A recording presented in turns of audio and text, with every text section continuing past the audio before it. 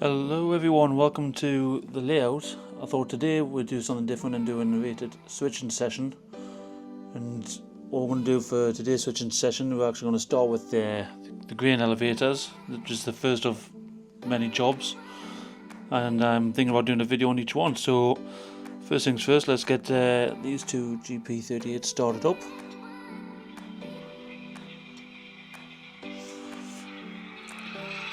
This area is still under construction. Maybe I should mute the TV in the background. We just got virtual layer fan on. There we go. So this area is a large diesel facility under construction, which will accommodate all the diesels, including a couple more that I've got on the way. So without further ado, let's go and pick up our freight cars.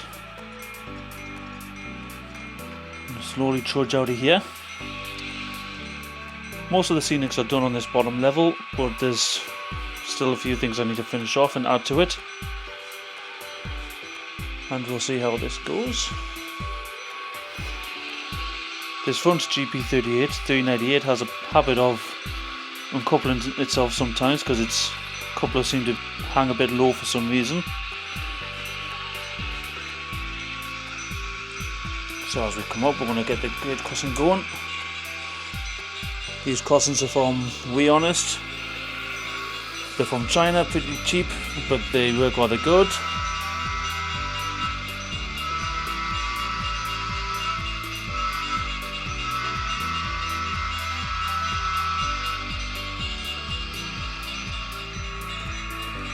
Just hold it on there, change the switch and head back to the...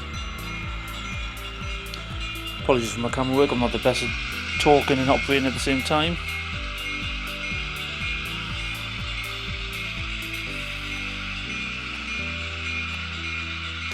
And of course the crossing. And then to the small interchange yard we've got here.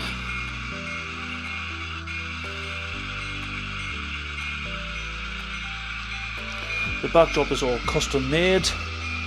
I've forgotten by which company did it, but custom backdrop, so it featured the autumn scenery and the dark clouds. And that's because I utilised the Broadway Limited London alignment system on this layout, which I'll not be using on this particular session, but join on there. Let's make sure we have coupled up. Yes, we have. There's a good connection. So off to the elevators we go then.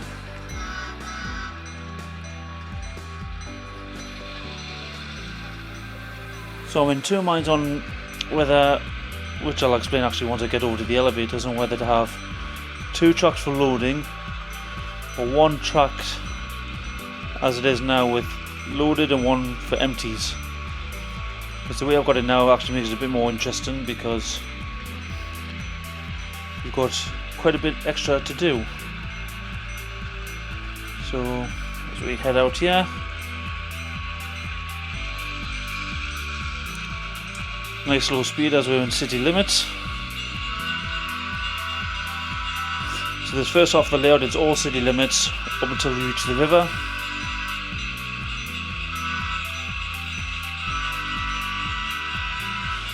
So as you can tell from the cardboard box there, I've still got a building to put in there. I've got a couple more buildings to put down this industrial area down here. Then all the building lights and street lights to go in. Over another crossing. Past the lumber yard, which takes us out of the city limits.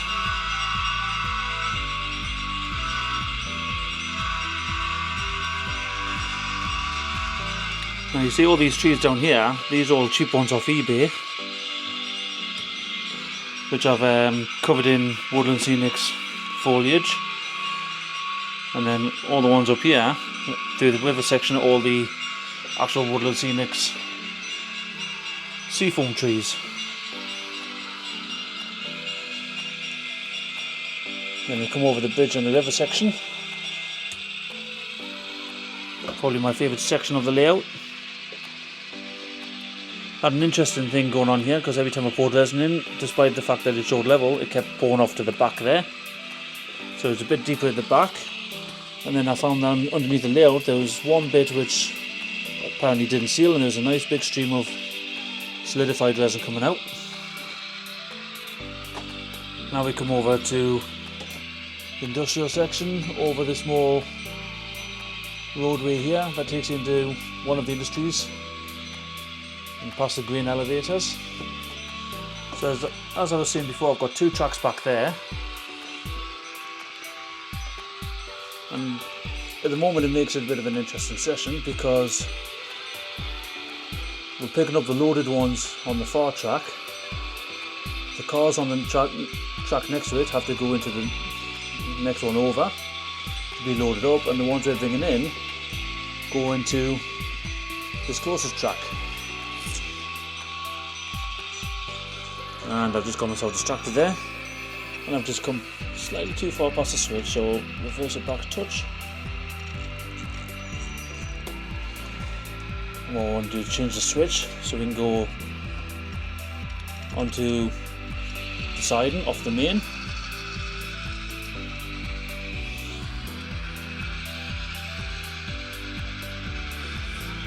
This brings us alongside the Frozen Solutions cold foods warehouse, which has some of the new scale chains reefers in there. A separate job on its own is using a CSX SD40, and that's bringing down reefers for that industry and PepsiCo / Tropicana over there. That makes a very interesting session, which we'll look at another time, because you've got to get real creative with how you do it due to the tight constraints we have down here. Okay, and we're going to stop there. I'm going to flick this switch. What I'm going to do is I'm going to pick up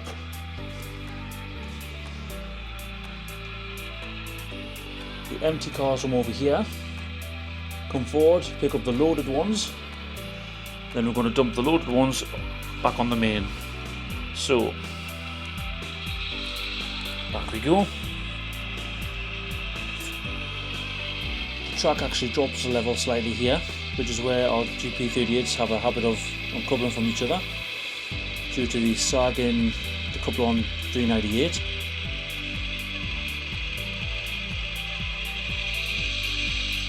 Both of these are fitted with ESU lock sound. One of them's got a bit of a bigger speaker in due to chassis being milled out, which sounds a bit better than 399.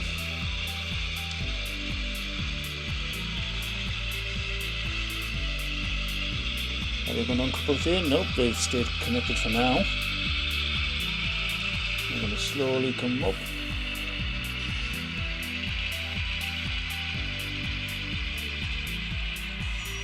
Right, then give us a stretch and see if we've connected up.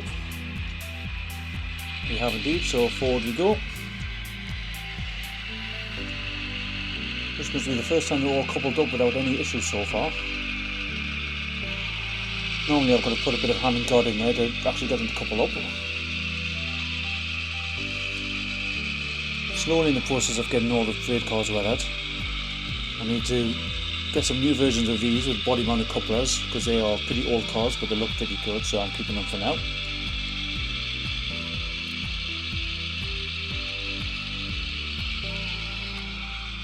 Two more cars.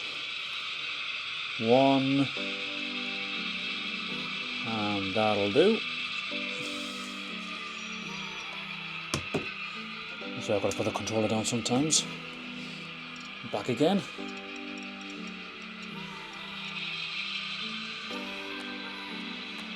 See if we can pick up these 5 cars of the loaded one at Clearwater Grain. And Clearwater Grain is not an actual grain company, but I've decided to give the industries names of places I like to visit in the USA when I go over there. Clearwater, if you haven't guessed, is Clearwater Beach. So, 1 car, half car. We're going to get lucky this time as well. I think we might. Give it a stretch. Nope, not this time. So, hand of God comes in this time. Now I'm going to push it out of the... That's it.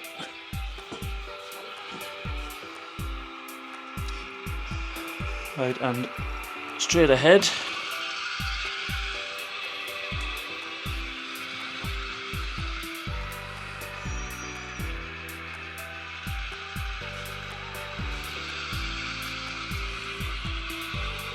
We're going to pull this entire set out and we're going to dump the loaded cars onto this main line here.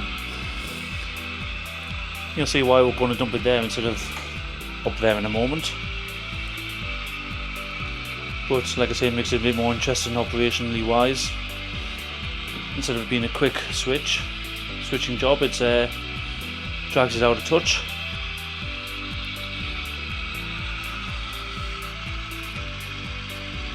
Out under the overpass and onto the helix, which I've only just recently completed.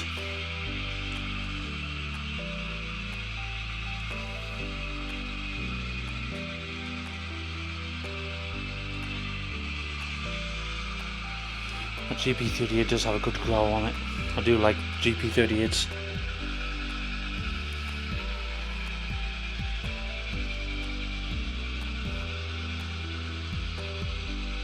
Three cars, 2 cars, 1 car, and that'll do.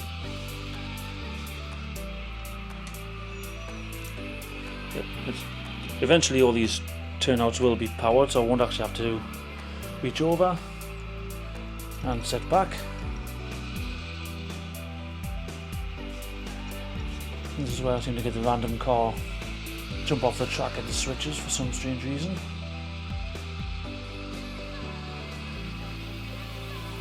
So the 5 cars we pulled out of the load track I want to dump on the main line just past the switch here.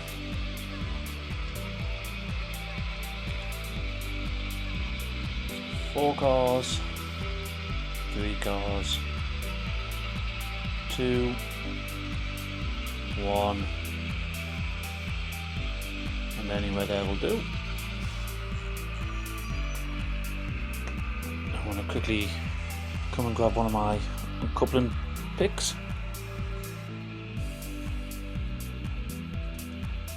A couple of lights here, there we go, lovely.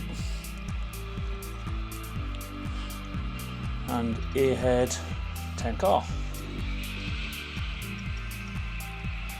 Back we go. So what this now leaves is the tracks are all aligned for the actual elevator itself, so the 5 empty cars we pulled out can go straight into the loading bay.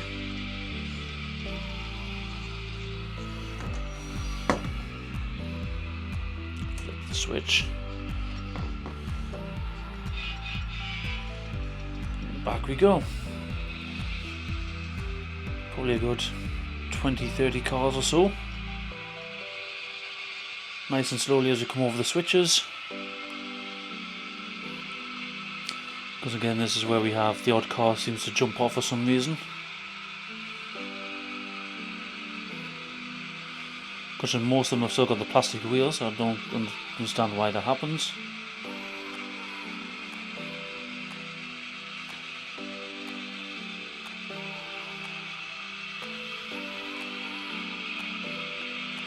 Once all over the switch, we can speed up a little bit.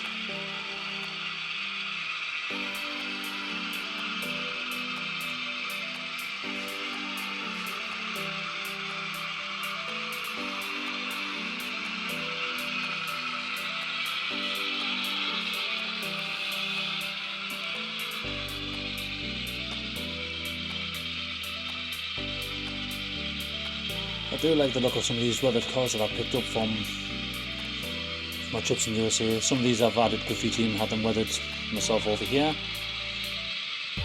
That one I did myself. It doesn't look too bad actually, but I'm not great at it. There is someone in the UK I can send stuff to get weathered, which helps a little bit. But that entire grain elevator will be getting upgraded at some stage. New kits, tidied up. So what I want to do is I want to stop with that small B&O hopper underneath the load and chute, but in such a position I can actually uncouple it. So there we go. That'll do. Put the controller down, grab the coupling stick.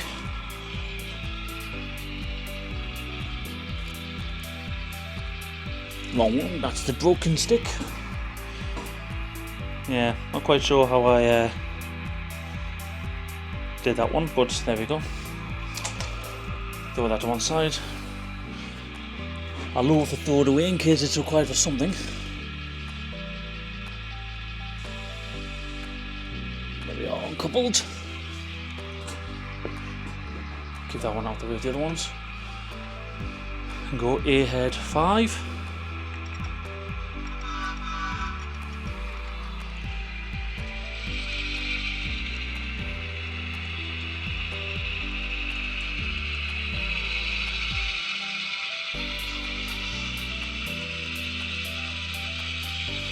Drop these cars off onto the empties track.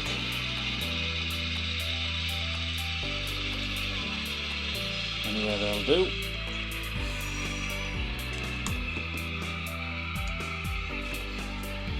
Set back 9 cars.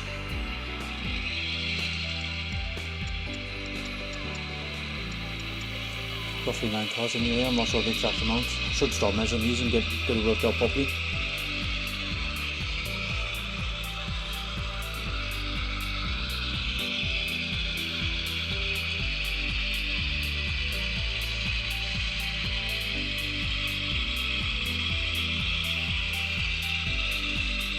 Switching is definitely more enjoyable when your scenics are done, that's for sure.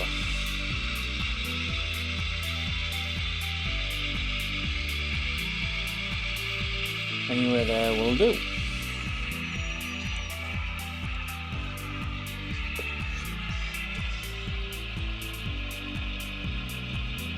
A couple.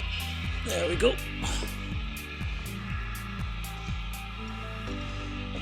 A head.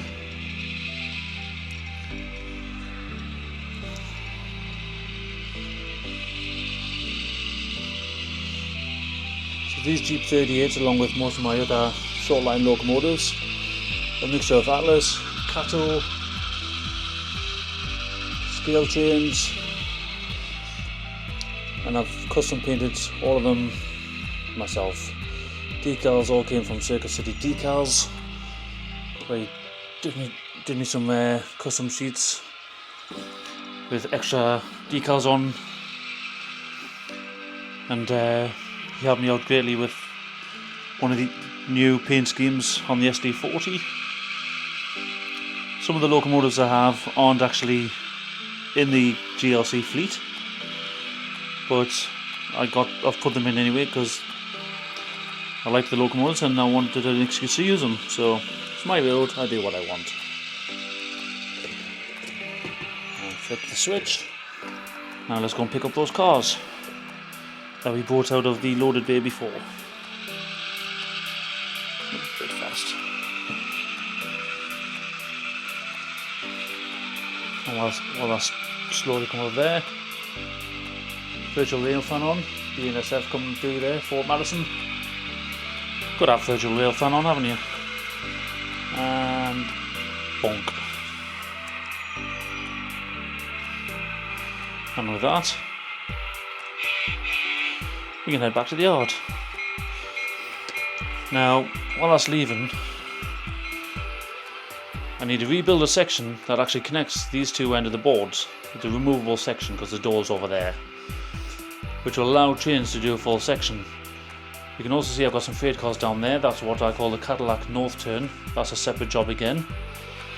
But what the idea would be is, anytime you do any switching jobs, you take your train, you'd come all the way around, past the yard, onto that removable board, where you then run around the train, bring it back in, and then dump it in the yard. Since I don't have that option at the moment, what we're going to do is we're going to bring the train down level with the yard, bring out another locomotive, pull the train up, put it in the yard, which allows the locomotives back in. So anyway, let's enjoy this little journey as we come past the printing warehouse, which does newspapers, magazines and such,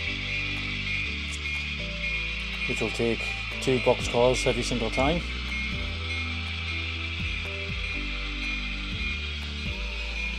Let's get into a nice position over the river. Catch a train coming over. At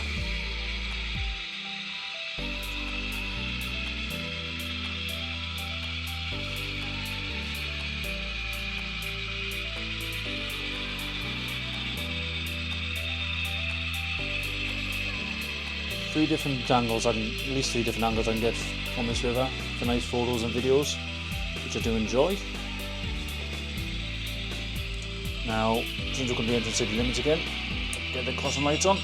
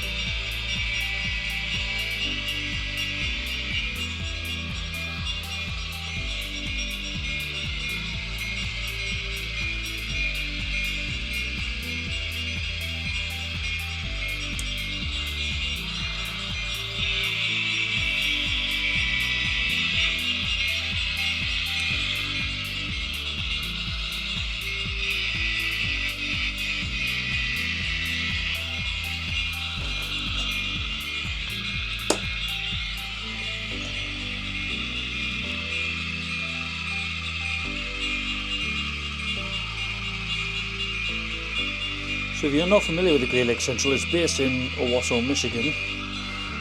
And the reason I chose the Great Lakes Central is I go over every year to visit the Steam Railroading Institute for the North Pole Express. I've got some very good friends there, and right behind it is the Great Lakes Central. And the Great Lakes Central was my first taste of American railroading, really.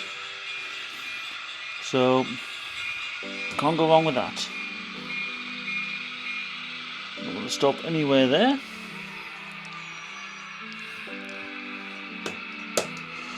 And what we're going to do, I think we'll take the 2 SD40s.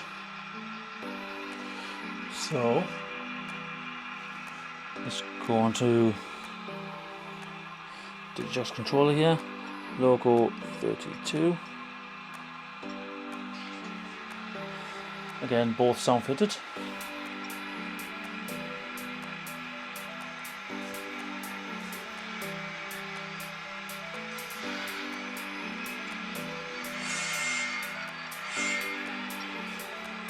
Once the shed's completed, right now I would actually be sitting inside the shed, but off we go.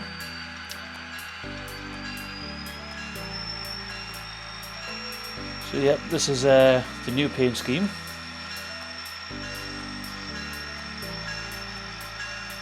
That's an older paint scheme. Got the paint scheme on the 35.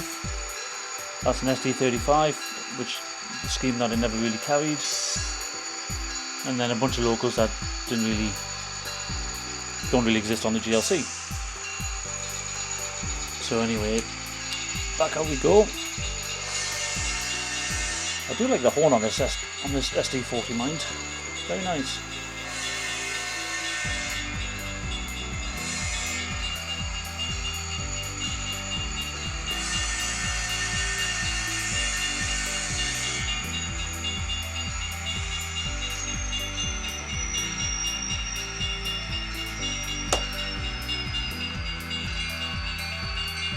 Well, this one has a bit of a tingy bell, I think due to the speaker, and is a bit quieter.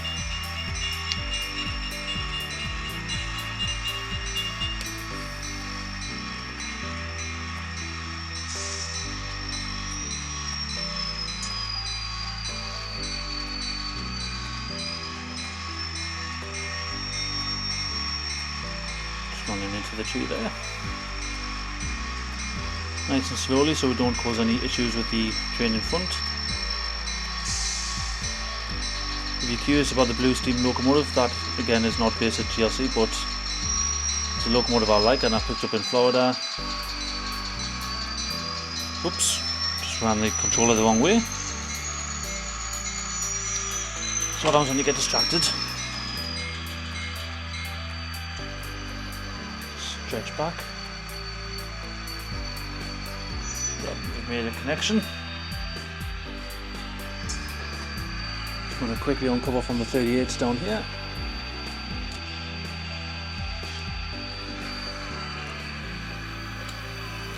Right, let's get these green cars put away. And what we're going to do as part of the operation is it goes on to the empty track in the yard. Well, technically there's two, but it now goes on the large empty track. We'll start building up a train for transfer with the Union Pacific. In reality, the GLC would actually connect with the CSX, but I'm a fan of the Union Pacific, so again, my railroad, I do what I want.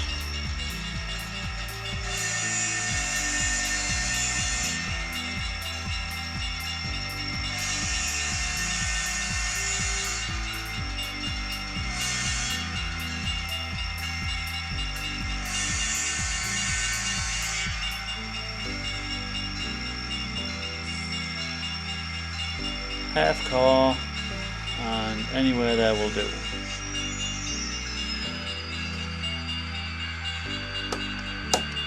Flick the switch.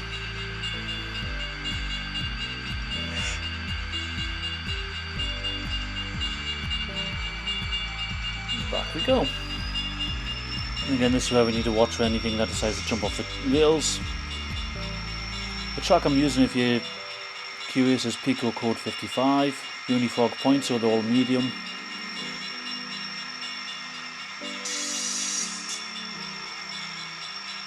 Slowly but surely they go.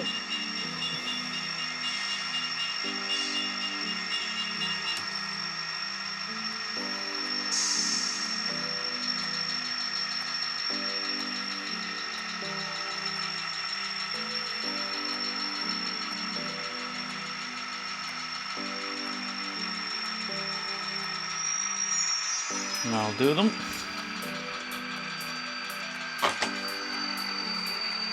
There's a couple here.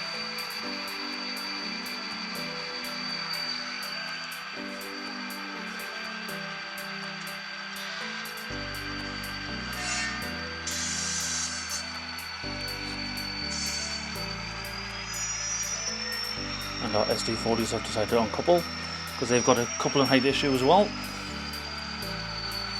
which I think is the Cato. I'm tempted to upgrade the Cato 1 though for scale trains. SD40. We'll see. I mean, the Cato 1 does run very nicely, but I'm a sucker for scale trains.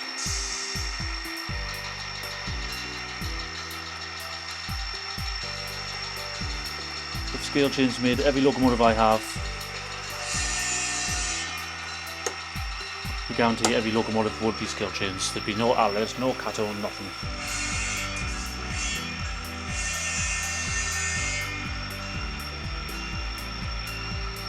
I've got to put the crossing on.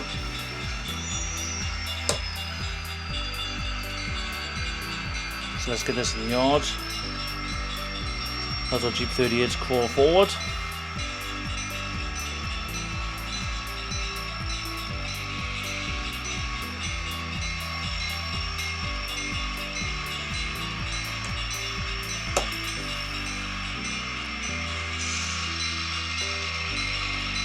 And that's what you call multitasking.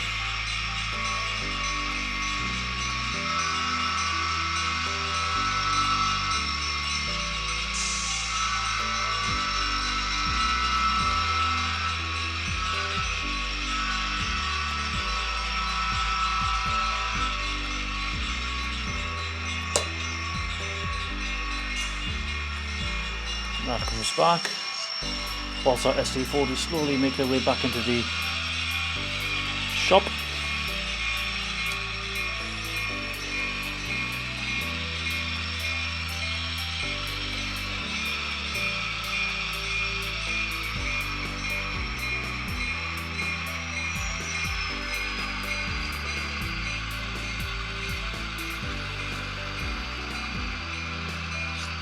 they're back. Now just the third gears to come in. What I've also decided to actually do, as you can see, I've got a track cleaner chain here, so that box core will probably be repainted to match the short line. So I'm going to try and get a couple more for the main line above. But anyway, creep a little further, and that will do. So let's shut the SD40s down. Turn this light off. And 38s.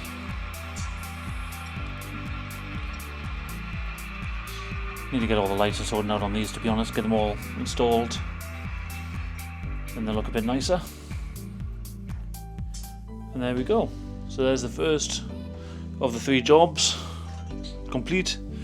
In the next video we will take this train out and switch that, which then when put back in the order will couple with this lot, and that'll make the first transfer job. So until then, thanks for joining. See you next time.